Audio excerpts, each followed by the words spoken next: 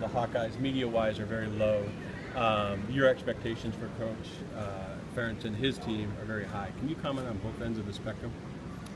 Well, you know, I can't control, I'm aware, but I can't control expectations externally. Internally, you know, our expectations are always high.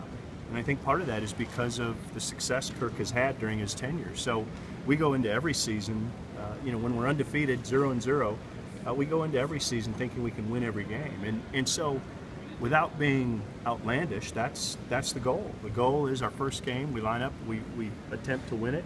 We think we can win it, and I don't see a game on the schedule that we don't believe we can win. So beyond that, the expectations starting in January were for our players to get better each and every day. And they've had a great winter, they had a great spring, and summer, they just wrapped up their summer workout. So I know that's sort of coach speak, but the reality is the expectations in 2013, 14, 15 that's how we go into it.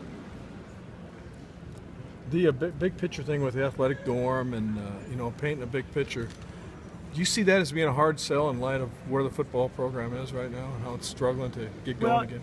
I look at it in a much bigger context, Rick, and what I mean by that is we just finished about a 10-year master facility plan. And looking backward, renaissance is a word that I thought of this morning, but we had great growth in almost every sports facility that we had. Whether it was Kinnick, Carver, a new pool, you know, all the things that we were able to do. What I started doing about a little bit less than a year ago is charting the course for the next 10 years. Inside of that, then, of course, you know, we've improved Kinnick, but we have more plans to do things in Kinnick over the next few years. We created a great football operations center, but we know that there's going to be other things we want to do in the next 10 years. So what you're reading about is just kind of the vision for the next 10 years.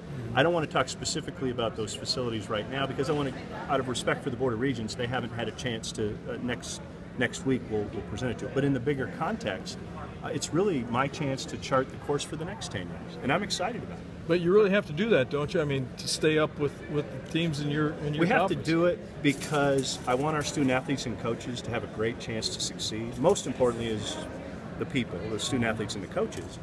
But I want to give them every chance to succeed. So we have to do it because I want them to have a great experience and I want them to be able to win. And I know that's what it's going to take. Again, looking back, I think in hindsight, we had a terrific last decade of building. I'm just trying to make sure the next 10 years we have the same growth and excitement.